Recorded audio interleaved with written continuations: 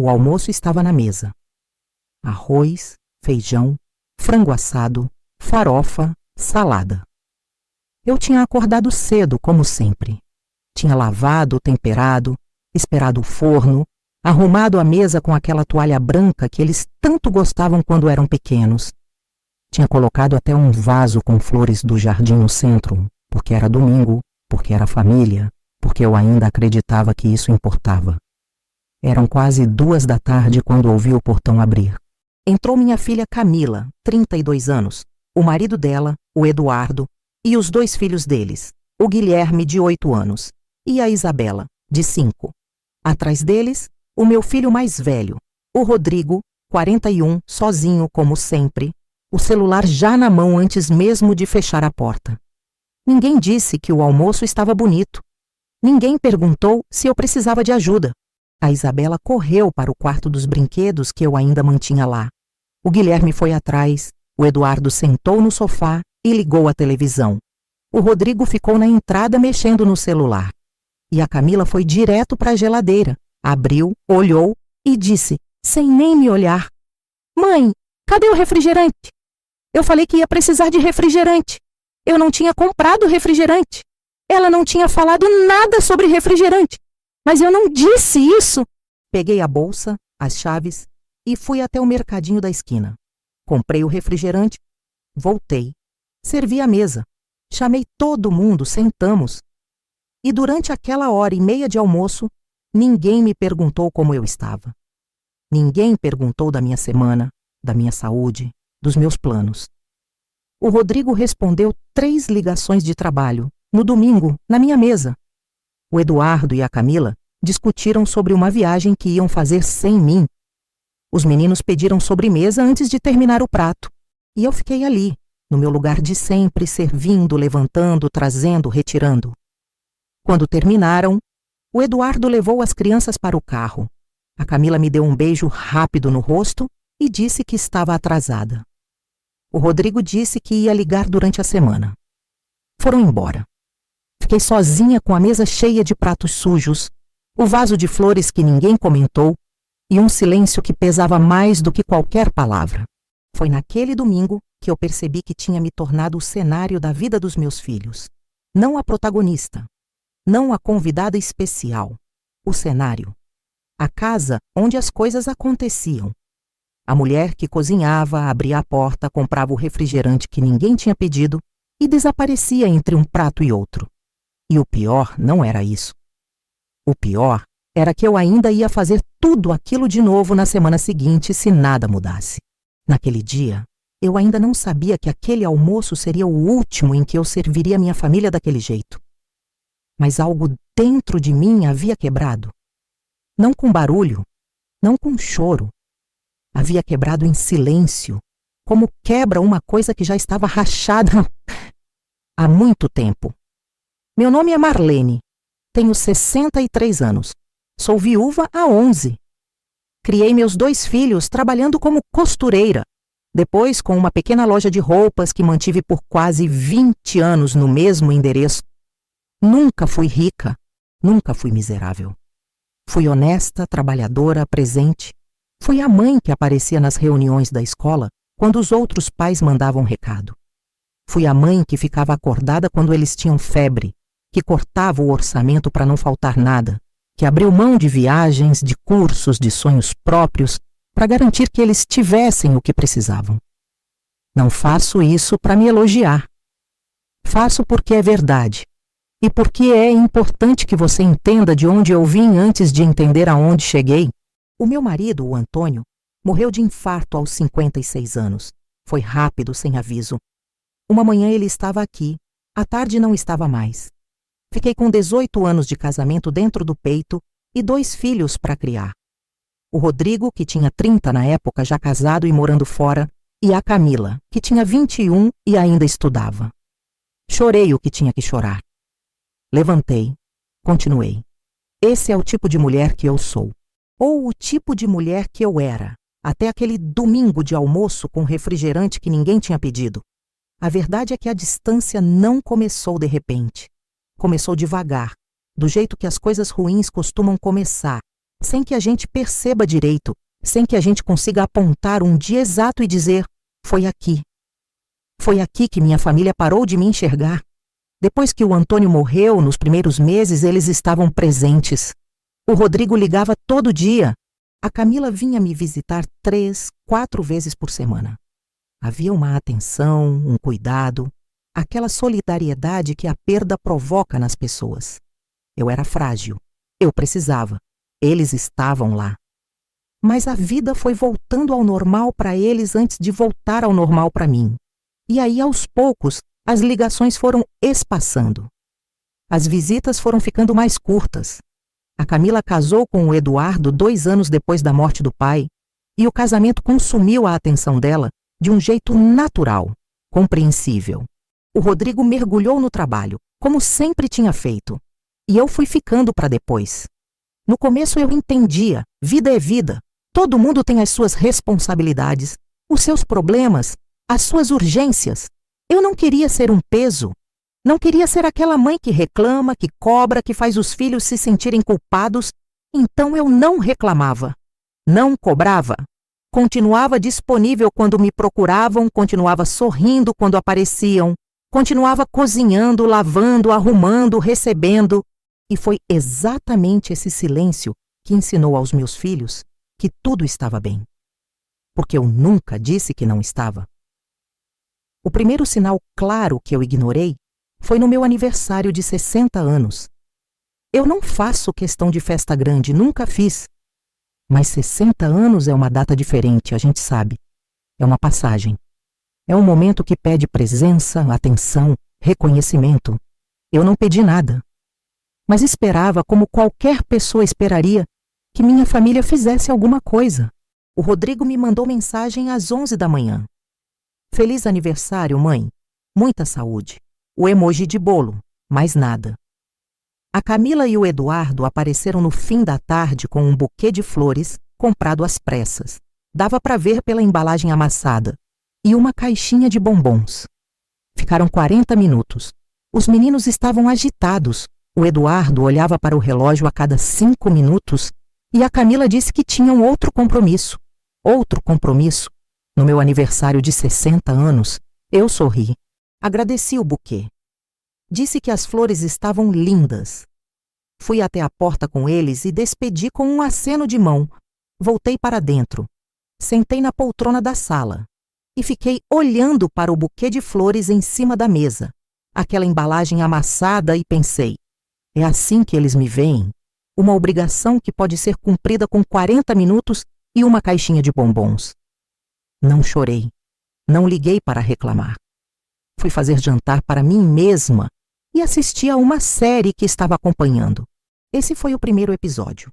E eu deixei passar. O segundo foi alguns meses depois, quando a Camila precisou de mim para cuidar dos meninos durante uma semana inteira, porque ela e o Eduardo iam fazer uma viagem a trabalho. Eu disse que sim, claro.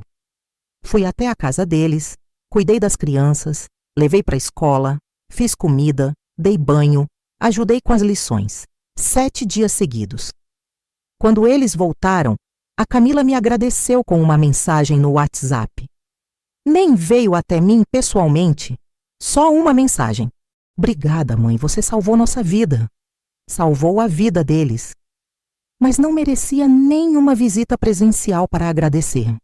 Eu respondi que havia sido um prazer, que os meninos eram um amor, e guardei aquilo também. O terceiro episódio foi o que mais machucou. E foi o que mais demorou para eu conseguir nomear, porque era o tipo de coisa que parece pequena, mas não é. Era um sábado e o Rodrigo me ligou pedindo se eu poderia emprestar dinheiro. Não era a primeira vez. Ao longo dos anos, eu tinha emprestado para ele algumas vezes, sempre que ele passava por aperto. Eu nunca cobrava de volta porque nunca precisei, porque minha loja sempre me deu o suficiente e porque ele era meu filho. Dessa vez, ele precisava de um valor considerável para resolver uma pendência financeira que ele não quis detalhar. Eu disse que sim, transferi no mesmo dia. Ele agradeceu, disse que ia me pagar assim que pudesse. 3 semanas depois, o Rodrigo publicou fotos de uma viagem internacional que ele fez com amigos, um resort caro, comida em restaurante famoso. Paisagem linda, muita alegria nas fotos. Nunca me pagou de volta. Nunca mencionou o dinheiro de novo. E quando eu tentei tocar no assunto de forma leve, ele ficou na defensiva. Disse que estava num momento complicado, que eu sabia como era a vida. Eu sabia como era a vida. Sim, eu sabia muito bem. Mas o que ficou não foi a raiva pelo dinheiro. Foi a compreensão de que eu era uma fonte para ele, não uma pessoa. Uma fonte de dinheiro, de almoço, de cuidado, de presença. Uma fonte que ele usava quando precisava e ignorava quando não precisava. E eu tinha deixado isso acontecer porque nunca tinha dito não. Porque tinha engolido cada episódio em silêncio. Porque tinha continuado disponível, sorridente, servindo. E chegamos ao domingo do refrigerante. Aquela tarde, enquanto lavava os pratos sozinha, fui entendendo o que tinha acontecido com a minha vida familiar nos últimos anos. Não foi um abandono deliberado. Meus filhos não eram monstros. Eram pessoas que tinham aprendido, com a minha ajuda, que eu estaria sempre lá, sempre pronta, sempre disponível, sempre satisfeita com as migalhas que me deixavam. Eu tinha ensinado aquilo. Com cada sorriso que dei quando não queria sorrir. Com cada sim que disse quando deveria ter dito não. Com cada silêncio onde deveria ter havido uma conversa honesta. A pergunta não era mais o que eles tinham feito comigo. A pergunta era o que eu tinha feito comigo. E ali, de mãos na água quente com a gordura do frango, eu tomei uma decisão. Não com raiva, não com vingança no coração, com uma clareza fria e serena que eu nunca tinha sentido antes. Eu ia parar de insistir, ia parar de correr atrás, ia parar de organizar almoços que ninguém valorizava, de comprar refrigerantes que ninguém tinha pedido, de esperar que minha família me enxergasse enquanto eu continuava me tornando invisível por conta própria. O que aconteceu depois foi a última coisa que eu esperava. Na semana seguinte, não liguei para nenhum dos dois. Não mandei mensagem perguntando da semana, da saúde, dos netos. Fiz o que eu sempre fazia, só que para mim mesma. Trabalhei. Fui caminhar de manhã no parque. Liguei para ir à minha amiga Neuza, com quem eu não conversava direito havia meses porque estava sempre ocupada resolvendo a vida dos outros. Voltei a ler, coisa que eu tinha abandonado sem perceber. Assisti aos filmes que queria assistir, no horário que eu queria, sem me preocupar se alguém ia aparecer de surpresa e eu precisaria estar disponível. No final da semana, foi a Camila que me ligou. Mãe, domingo tem almoço? E pela primeira vez em anos eu disse, não, filha, esse domingo não. Houve um silêncio do outro lado da linha. Um silêncio que eu senti como espanto. Por quê? Aconteceu alguma coisa? Não aconteceu nada. Eu só não vou fazer almoço esse domingo. Mas a gente sempre vai aí no domingo. Eu sei. Mas esse não. Ela ficou sem saber o que dizer por alguns segundos. Depois perguntou se eu estava bem. Disse que estava. Ela disse que ia ligar mais tarde. Desligamos. Ela não ligou mais tarde. Na semana seguinte fiz a mesma coisa. Não liguei. Não organizei nada. Vivi a minha vida como se eu fosse a personagem principal dela. Porque eu era, porque sempre fui, mas tinha esquecido disso. Fui até uma exposição fotográfica que tinha vontade de ver havia meses. E nunca tinha ido porque sempre havia algo mais urgente. Sempre havia alguém precisando de mim. Fui sozinha, levei meu tempo. Comprei um café numa padaria ali perto e sentei na calçada olhando o movimento da rua sem pressa, sem culpa, sem ninguém esperando por mim. Foi uma tarde pequena e absolutamente perfeita. O Rodrigo me mandou mensagem naquela semana, perguntando se eu estava em casa, que ia passar para me ver. Disse que estava, mas que ia chegar tarde, que ficasse à vontade.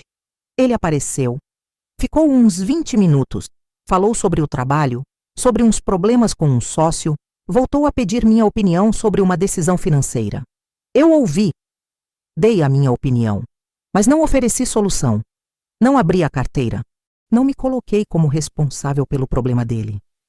Quando ele foi embora, Percebi que tinha sido a primeira conversa em que eu não saí exausta. As semanas foram passando. Eu continuei com minha nova postura. Não de forma fria, não de forma calculada, apenas honesta. Quando queriam me ver, eu verificava se era bom para mim antes de dizer sim. Quando precisavam de ajuda, eu ouvia e avaliava se podia e queria ajudar, em vez de dizer sim automaticamente.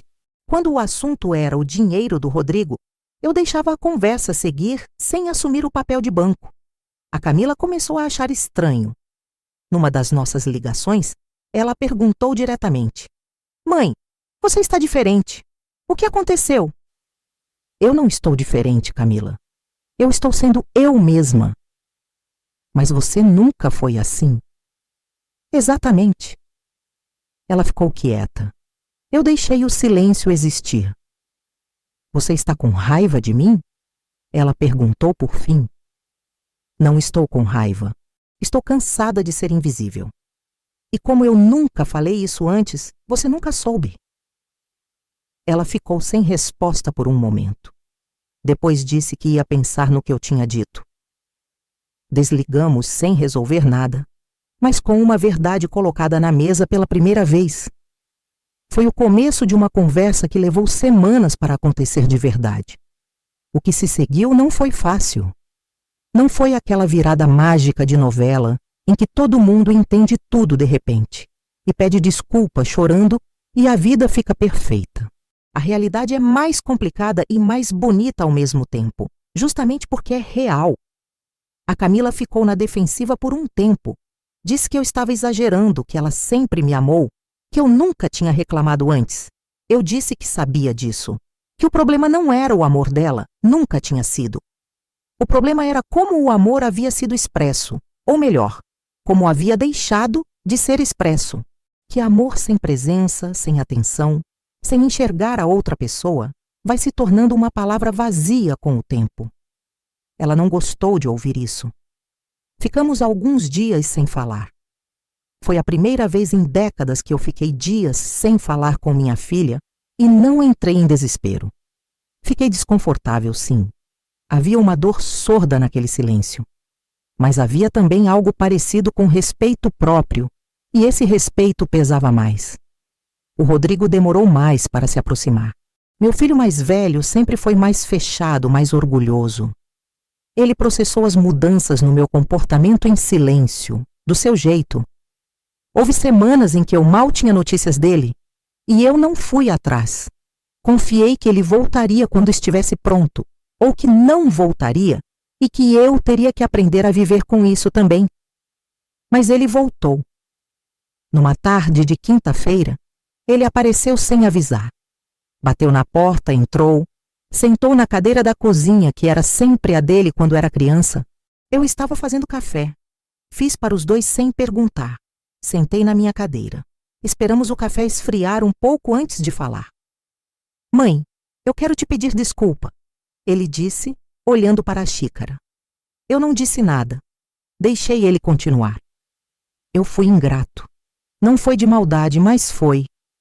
Eu me acostumei com você resolvendo tudo, com você sempre disponível, com você sempre dizendo sim. E quando você começou a dizer não, eu fiquei com raiva, achei que era birra, que era manipulação, mas depois fui pensar. E percebi que a birra era minha, que eu queria você do jeito que era conveniente para mim, não do jeito que era bom para você." Eu segurei a xícara com as duas mãos. O café estava quente. O silêncio da cozinha era do tipo que existe entre duas pessoas que se amam e estão finalmente sendo honestas. "O dinheiro", ele disse. "Eu vou te devolver. Vou começar a te devolver esse mês, em parcelas, mas vou devolver." "Não é sobre o dinheiro, Rodrigo. Eu sei que não é só sobre o dinheiro. Mas faz parte. Faz parte de como eu te tratei." Ele levantou os olhos da xícara e me olhou. Meu filho. Aquele menino que eu tinha carregado no colo com febre às 3 da manhã, que tinha ensaiado o discurso da formatura comigo durante dias, que tinha chorado no meu ombro quando a primeira namorada terminou com ele. 41 anos, olhando para a mãe com aquele misto de vergonha e coragem. Você é a pessoa mais importante da minha vida, ele disse. E eu agi como se você fosse a menos importante. Eu sei, respondi. E eu deixei. Ele assentiu. Havia entendimento naquele gesto, não defesa. O que você precisa de mim? Ele perguntou. De verdade, o que você quer que mude? Respirei fundo. Era a primeira vez que alguém da minha família me fazia essa pergunta. A primeira vez que alguém se sentava à minha frente e queria saber de verdade o que eu precisava, não o que precisavam de mim. O que eu precisava. Presença, disse.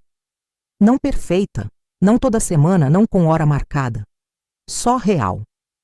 Quando você ligar, que seja porque você quer saber como eu estou, não porque precisa de alguma coisa. Quando vier aqui, que seja porque você quer me ver, não porque é domingo e você está com fome. Respeito, isso é o que eu preciso. Eu consigo isso, ele disse. Então faz. E ele fez. Não do dia para a noite. Não sem deslizes. Não sem momentos em que o velho padrão voltava, em que ele sumia por 2 semanas ou chegava com algum pedido antes de perguntar como eu estava. Mas quando isso acontecia, eu chamava tua atenção. Com calma, sem drama, mas com clareza. E ele ouvia. Com a Camila, a reconexão veio de outro jeito. Foi numa tarde em que ela apareceu na minha porta com o olho vermelho de tanto chorar. O Eduardo e ela estavam passando por uma crise no casamento. Uma daquelas crises que surgem quando 2 adultos com vidas aceleradas esquecem de se olhar. Ela não veio pedir solução. Veio, pela primeira vez em muito tempo, apenas para estar comigo. Entrou. Sentamos no sofá. Ela apoiou a cabeça no meu ombro, como fazia quando tinha 12 anos. Fiquei quieta com ela por um tempo, sem falar, sem consertar, só presente. E foi aí que ela disse: Mãe, eu sinto sua falta. Eu estou aqui? Não é assim que eu quis dizer. Eu sinto falta de você como a gente era. Sinto falta de quando eu vinha aqui e a gente conversava de verdade. Quando parou de ser assim? Eu pensei. Quando parou? Quando eu parei de ser real para ela e me tornei funcional. Quando ela parou de me ver como pessoa e começou a me ver como serviço. Parou quando eu deixei, disse com cuidado. E eu deixei por muito tempo, mas não quero mais deixar. Ela levantou a cabeça e me olhou. Você mudou. Eu voltei. Ela ficou me olhando por um momento e então abraçou com uma força que não esperava. Aquele abraço teve um peso diferente de todos os outros que ela tinha me dado nos últimos anos. Era o abraço de quem estava reencontrando alguém, não me abraçando por protocolo ou por obrigação. Reencontrando. Chorei um pouco. Ela também. Não resolvemos nada naquela tarde em relação ao Eduardo ou ao casamento deles, mas resolvemos nós duas. E isso foi mais importante do que eu sabia na hora. Os meses que se seguiram foram de reconstrução lenta, honesta, às vezes desconfortável. Houve almoços de domingo de novo, mas diferentes. Eu não organizava automaticamente. Quando a Camila ligava perguntando se tinha almoço, eu dizia se tinha ou se não tinha, e por quê. Às vezes eu estava bem e queria receber a família. Às vezes eu tinha outro plano e dizia isso sem culpa. Eles foram aprendendo que eu tinha vida, que a vida deles não era a única vida que existia naquela família. O Eduardo, que sempre tinha sido distante comigo, começou a me incluir em conversas quando eu aparecia. Não muito, não de forma exagerada, mas de forma genuína. Uma vez ele me pediu minha opinião sobre uma decisão de trabalho. Uma vez veio me perguntar sobre uma receita. Pequenas coisas, mas pequenas coisas que antes nunca aconteciam. Os meninos, o Guilherme e a Isabela, foram os que mudaram de forma mais natural, porque crianças espelham o que os adultos mostram. Quando os pais começaram a me tratar com mais atenção, eles seguiram. O Guilherme começou a me abraçar quando chegava, sem que ninguém mandasse. A Isabela passou a querer me mostrar os desenhos que fazia na escola. Eu estava deixando de ser cenário. Estava me tornando presença. E a Neuza, minha amiga que eu havia reencontrado nesse processo, virou parte permanente da minha semana. Toda quarta-feira a gente se encontrava para caminhar no parque e depois tomar café. A dona Célia, vizinha de frente que eu mal conhecia antes, virou companhia de tarde para assistir ao noticiário e comentar o mundo. Comecei a ter amizades reais, adultas, recíprocas. Comecei a ter uma vida que era minha, completamente minha, antes de ser de qualquer outra pessoa. Isso mudou tudo. Não porque minha família ficou de fora dessa vida, mas porque quando eles entravam nela, era como convidados que eu queria receber, não como donos que eu era obrigada a servir. Certa noite, deitada na cama antes de dormir, fiquei pensando em quantos anos havia passado, esperando que as pessoas ao meu redor me enxergassem, esperando que meus filhos percebessem minha presença da mesma forma que percebiam minha ausência quando precisavam de alguma coisa, esperando ser vista sem nunca ter sido a primeira a me ver. Porque é isso que a gente faz, a gente que foi criada para cuidar antes de ser cuidada. A gente aprende que o amor se prova pelo serviço, pela abnegação, pela disponibilidade total e irrestrita. A gente aprende que dizer não é egoísmo, que cuidar de si é luxo, que colocar limite é falta de amor. E a gente passa décadas acreditando nisso, se apagando, esperando que alguém apareça para nos dizer que somos importantes. O que ninguém nos conta é que enquanto a gente espera, os outros se acostumam com nossa ausência dentro de nossa própria presença. Nos veem sem nos enxergar, nos usam sem saber que nos estão usando. Não por crueldade, por acomodação. Pela mesma acomodação que nós mesmas criamos ao nunca dizer que estava errado. Quando eu parei de insistir, o que eu fiz não foi desistir. Fiz o oposto. Insisti em mim mesma pela primeira vez em muitos anos. Insisti no meu direito de ser vista, de ter vontades, de dizer não sem precisar me justificar, de existir para além do que faço pelos outros. E foi aí, exatamente aí, quando eu parei de correr atrás, que as pessoas que me amavam correram até mim. Não todas, nem sempre, não da forma perfeita, mas de uma forma real, que eu nunca tinha vivido antes, porque nunca tinha exigido, porque nunca tinha ensinado que era possível. Hoje eu tenho 63 anos e tenho uma relação diferente com meus filhos, mais honesta, mais recíproca, ainda imperfeita, como toda relação humana é imperfeita, ainda com momentos em que alguém esquece, em que o velho padrão tenta voltar, em que eu preciso lembrar quem sou e o que merece. Mas eu lembro. Agora eu sempre lembro, porque aprendi que dignidade não é algo que os outros te dão, é algo que você constrói todos os dias com as escolhas que faz, com o que aceita e com o que recusa, com o silêncio que mantém e com as palavras que escolhe dizer.